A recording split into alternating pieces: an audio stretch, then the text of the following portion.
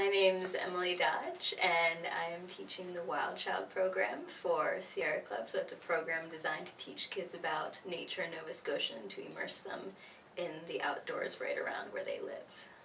Great. So we'll just get underway with our questions. So the first question is, what were the circumstances surrounding your decision to take action in terms of environmental education?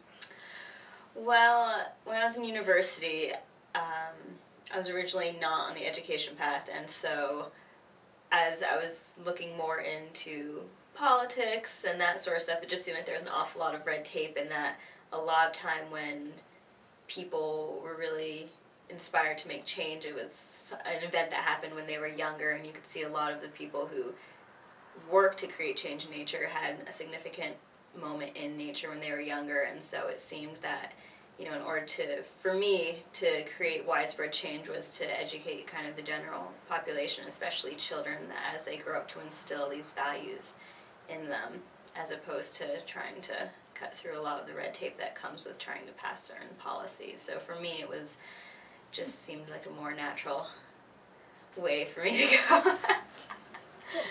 And what is your goal? Like, what do you hope to achieve through your education? World peace.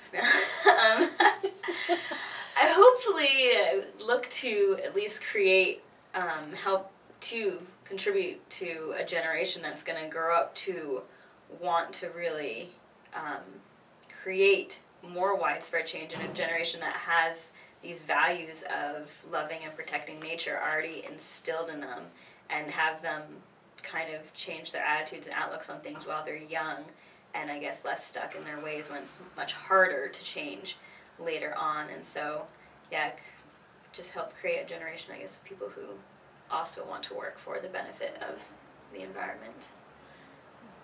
And what are your methods for teaching about the environment and caring about nature?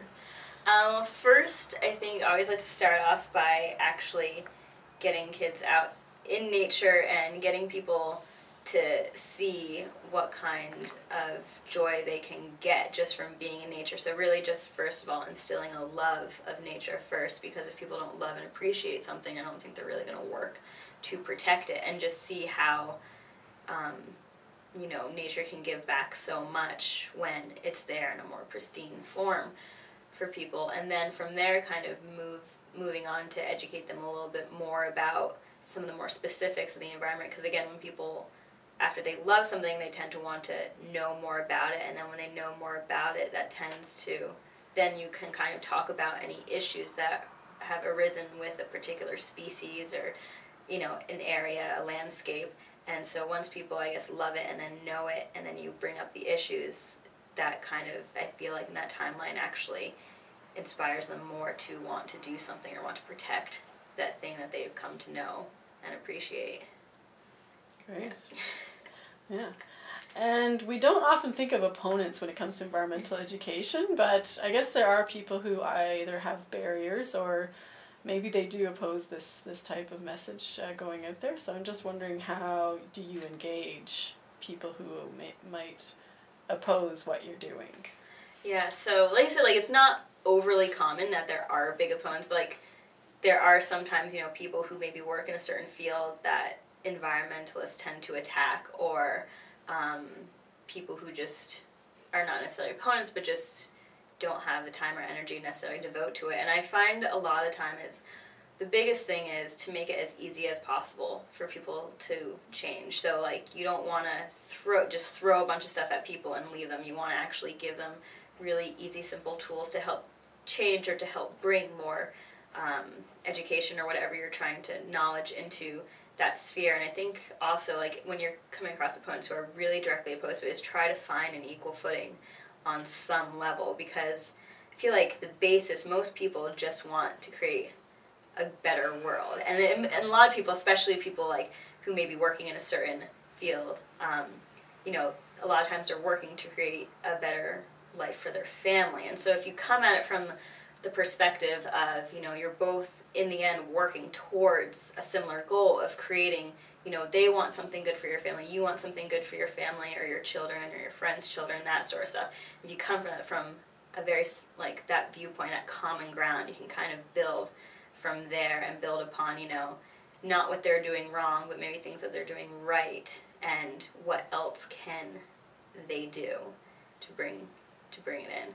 So I guess like that too in terms of direct opponents. In terms of the people who are just kind of more passively, I'd say, again, like with a lot of the teachers, if they just don't have the time or energy, again, it's really just making it about as accessible and as easy as possible, because a lot of people would like to do stuff. It's just there's only so much time in the day when they're already stressed out. Like, one more thing is just going to kind of be the straw that breaks the camel's back, and you don't want to be that straw. You want to make it as easy as possible. But, Great. And are there any other tactics that you use to affect change? I don't know if there's specific things in Wild Child that you use to kind of get the kids or their supervisors sort of on board, or getting them closer in touch with nature. You know, I try to, during the program, really try to engage and encourage as many questions as possible, both from the kids and from the instructors, and just try to also really engage them into sharing some of their own personal stories with nature, just so that they feel like they're contributing something to the program, and they feel like they do have this special connection to nature, and kind of acknowledging that they have this relationship, or that they have this curiosity about it. And so I really try to encourage that throughout the whole program. And then, like with the program, like I don't go into a lot of the sustainability issues. It's more on Nova Scotia nature, but at the end of it, I always like to talk to the instructors, get a few minutes alone with them to leave them with some materials so that they can continue to do some nature activities in that area, and then also just let them know that I'm always there if they ever want more resources, whether to talk on the phone or to email me, and I can send them packets of information and like really basic lesson plans sent out. And then after I leave, I always try and follow up with like an email just saying thank you and reminding them that I'm there as a resource for them whenever they need it. So just, yeah, trying to really form a connection and trying to keep that connection and stay in touch, so that, you know, if they do want to go down that avenue, it's very easy for them. Great. And what are the circumstances that make your efforts successful? So what kind of tips the scale for you when you're doing your work?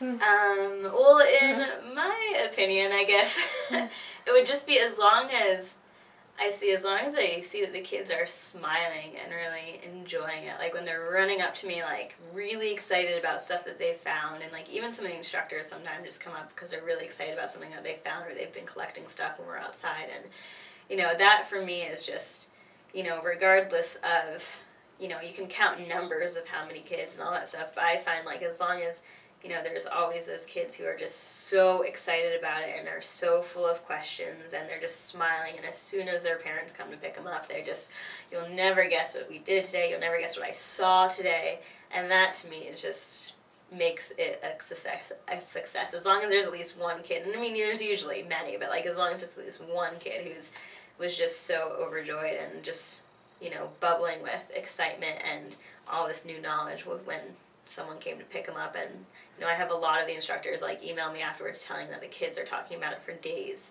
afterwards. So when I hear that, that to me is always a success, because I feel like at least instilled that little grain within them. Yeah. Oh, that's awesome. So what are your kind of outcomes when you think about that? So how do you sort of monitor if that, or, you know, how do you know if that green will grow? Like, have you ever sort of seen that in some of the kids you've educated, I guess?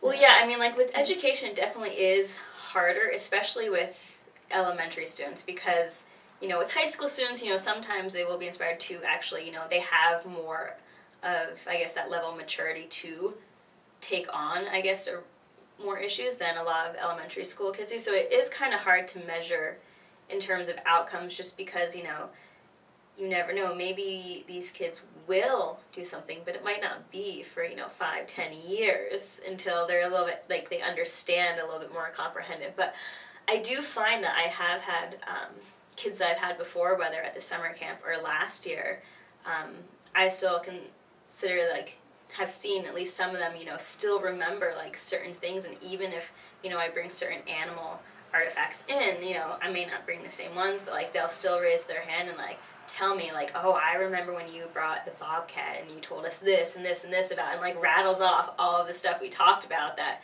you know, it is mind-blowing to me that, you know, an 8-year-old from like last year can remember all of this stuff. So you can see it, like, especially with the kids that I've had previously, that they do definitely remember it. Or if we might do an activity that's similar to one we did before, they'll get like really excited about it and start explaining it to their friends and stuff. So when I see that they've retained some of that knowledge and excitement, that to me definitely qualifies as a pretty good way to measure the outcome so far. Yeah. That's awesome. So how did these outcomes align with your expectations? Like, is it what you, when you started becoming an environmental educator, like did you expect that level of engagement, or is that, yeah? Yeah, like, it's kind of, you know, it kind of always goes like back and forth. Especially I find like education on that, because there are like, you know, you do get to see kids who you've had before where you can see a little bit of change. But like I said, like, it can be so hard to measure these things in education, and, you know, and some of the kids you don't see ever again, so you just don't know, and you just kind of hope. So like, it is like, you know, I was kind of ready for that, but like, you know, so sometimes, you know, you are wondering like, okay, what am I really doing? Like, am I really affecting change? But then, you know, you still always get those kids who you had before, and I feel like they kind of solidify that there is, you know, change happening. And so that, I feel like for me, definitely always meets or exceeds my expectations with kids, yeah. Awesome. So the next question kind of has to do with something that's going to be in our toolkit, having to do with sort of the spectrum of allies. So it's sort of directed to activists who are often actively engaged in sort of a political or environmental education campaign that might have a policy outcome, or it might have a, you know, protection outcome or something like that. But I don't know, we were talking earlier, so we thought maybe it might in some ways apply to being an environmental educator too, so we'll just test it out. So the spectrum goes from allies to opponents, so kind of we're going to be asking people like yourself, who do you figure are the people or the organizations that are along this spectrum, so going from top allies to top opponents. So in terms of environmental education, in your experience, like, who are your leading allies? And that could be either in terms of getting the message across or getting the programs done, I guess. Yeah. Yeah, I find definitely with education, it can be so varied. Because, you know, like I said, for opponents, you sometimes have family members or people, like I said, who work in a field that's traditionally not widely accepted by environmentalists as, you know, a good field. So they can definitely be opponents. Sometimes you have opponents within a certain school system that just, you know, the curriculum is laid out in a certain way and it's too much to change it. Mm-hmm. So you can definitely have opponents there. And then, again, in terms of, you know, some teachers just don't really want to have to make any changes there. But then again, it goes the exact opposite. You can have a lot of parents and a lot of people in the school and a lot of teachers who can be your allies. I think in education it's a very, very personal preference and where people are really, really coming from on a lot of these things, because I do find that a lot of parents, regardless of their backgrounds, like where I've gone in each of the schools, and a lot of the instructors are really excited about Wild Child and really enjoyed the environmental education and have asked that we come back next year. And so you can see that there are a lot of people, again, who would really like it, but again, like, they maybe just don't have the time to actively assist it in making sure it comes back. But yeah, in terms of the spectrum thing, like, I find it's just so varied depending on where you go. Like, I wouldn't say there's necessarily, like, always a certain group or a certain, you know, generalization that is usually always opposed to it, because in some respect it's education. Like, you can usually, as long as you come at it from a certain angle, you can usually get people on board. Yeah, well, that's kind of part, yeah. That's sort of part two of the question, is how do you work with your allies, and then how obviously you do need to either engage or, in some way, obviously deal with your opponents too. So, like, how do you sort of work through those processes, both with allies and opponents? So to engage more allies, but also maybe to draw opponents more toward you, or to at least, Yeah, well, I feel like, I mean, again, with, like, the opponents, I think a lot of the time is, as long as you're approaching people, I think, more individually, as opposed to just kind of making a statement. Like, if it was a group of people, like, I'm usually dealing with just parents or instructors, so usually, I get the chance to talk to them one-on-one, and I think that is always the best way to get somebody on, like, your level, is that if you can approach somebody one-on-one and actually sit them down and listen to what they have to say and what their concerns about it is. Like, if they're concerned about a certain aspect of the program, letting them actually get all of those concerns out, and so that they feel like someone's listening and they have this space to talk. And then once they've had a chance to say all their concerns, go back and, try and address all those concerns, and maybe show how, again, you probably are coming from a pretty equal spot of wanting certain things. It's just looks different on paper. And then, so being able to come back and find that common ground and just address all of their concerns, so that they see it's not an issue, and that it is something that could, really help their child and give them a really good experience. And then, in terms of, was it allies? Yeah, how do you inspire allies, or get people who may be what they call passive allies, or, people who are sort of supportive, how do you get them more engaged, or, like that kind of... Yeah, I would say, again, like, I try to keep in contact with the instructors. Education, again, can be really hard just because they are already so busy that it can be, like, hard to really get a whole lot of change. But I mean, like, I have had a lot of instructors request a lot of material and use a lot of material, but at the same time, like, education, again, is tricky because of that aspect. But I guess in terms of recruiting more allies, I guess it would probably be more helpful to get the name of Sierra Club and the program Wild Child just out there, so that, people remember that this is happening, and, leave them with information about the program in ways that they can actually help if they would want to. Cool. Yes. Awesome. And in your experience, how have people changed their minds or their positions on things as a result of you going there? And I guess it could be either youth, children, or, the adults involved in the program, I guess. A lot of them have, it has always seemed to be a pretty positive outcome. Like, I definitely see, especially with the kids, that they learn so much more about the nature that they can find right around them, and they're so much more excited to actually go outside and explore, and they're maybe less scared of certain animals, because sometimes, people are taught that the outdoors is scary, and so when they know more about it, they definitely talk about how they're more excited to, like, be able to go outside with their families and explore. And even some of the instructors have, said that, like, they learned a lot of stuff that they didn't know before, so that, helps them to kind of move past any blocks that they had, as well as seeing just the kinds of activities that you can do outside with even just very simple props, inspire them to maybe do more of those activities outside, because it's not actually as hard as, you might think it to be. Like, when someone says, incorporate more environmental education into your program, and, if you just say that, it kind of leaves them with not knowing, like, no real direction. It can kind of seem overwhelming, but I guess kind of just seeing how some of the activities can be quite simple, but, very enjoyable and very knowledgeable for the kids, that definitely can inspire them to do more. Is that the question? Cool. No, that's good. And how did you get different volunteers to help with your campaign?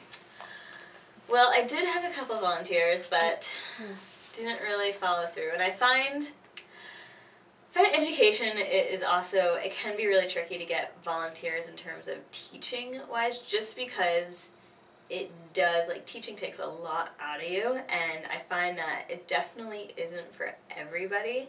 So because it can be very overwhelming to go to a school and have to, you know, talk to the instructors and to have, like, you know, anywhere from 20 to 40 kids, like, screaming, all clamoring, like, wanting to say something, so...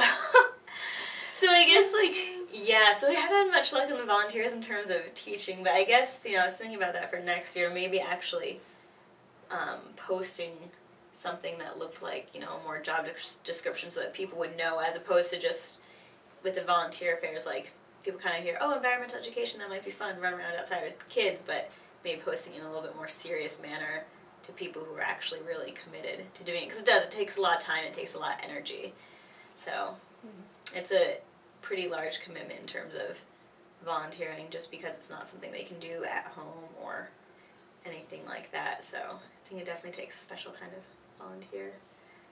Cool. And I know you're kind of doing a lot of this on your own, but are there any tasks or things that you have been able to delegate, or how do you make the most of your support base? I guess the support base in this case probably would be the school programs that really, like, have invited you in and that kind of thing. So yeah, I mean, how do you work with those people?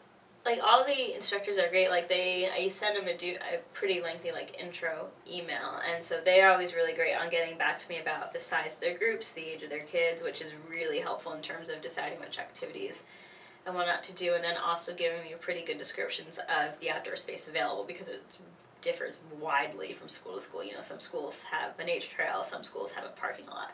So they're always really helpful in terms of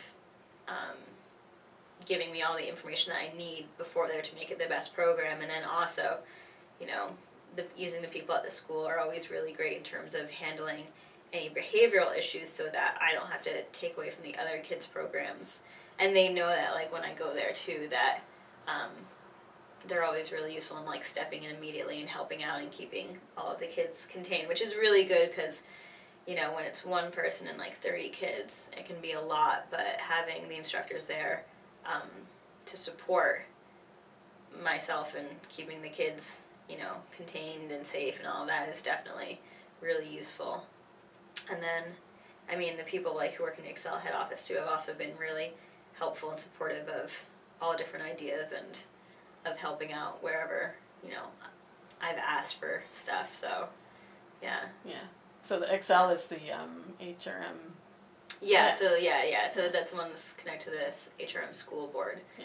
The Excel, like, the head people there. So yeah, they're great with getting back to me about stuff and, like, you know, like some of the fundraising stuff, and but even when I had some volunteers, they were really good about working with all of them. So yeah. That's awesome.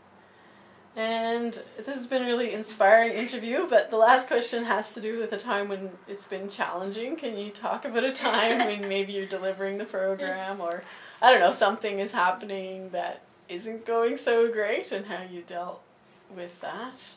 I don't know.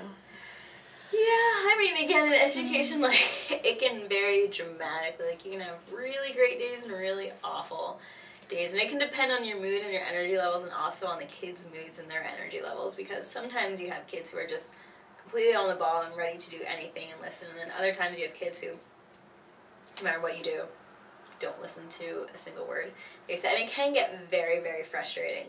But I think, you know, especially because I'm working with kids, you know, just remind myself that, especially developmentally wise, they're not necessarily able to act a certain way, like, at a point, and so usually to get me through those days, it's just kind of like a deep breath, and, you know, that in the end, even if these kids are running around screaming, like, let's just try and make it fun, let's just try and make it something they will remember. Like, it's not the end of the world if they don't, you know, remember that,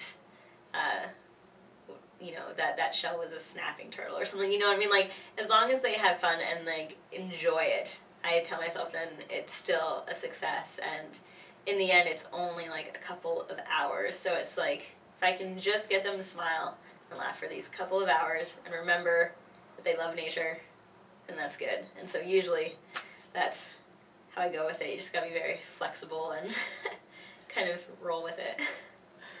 That's awesome. Well, that's my last question. I don't know if you have any closing thoughts or words of wisdom for other activists who might want to embrace environmental education as a way of taking action. Yeah, I mean, I guess I would just say, like, no matter what course of action you take, you know, always remember to, like, take time for yourself so that you don't get burnt out, and just, you know, remember that even if it seems like it's such a trivial thing that you're doing, it still, you know, will reverberate throughout who knows how many different layers, so that, you know, definitely keep with it. In terms of education, it's definitely an extremely rewarding position, even on the really awful days. At the end of the day, it's still, I think, a wonderful thing to be involved in, definitely very inspiring. So if that's what people are interested in, I say definitely go for it.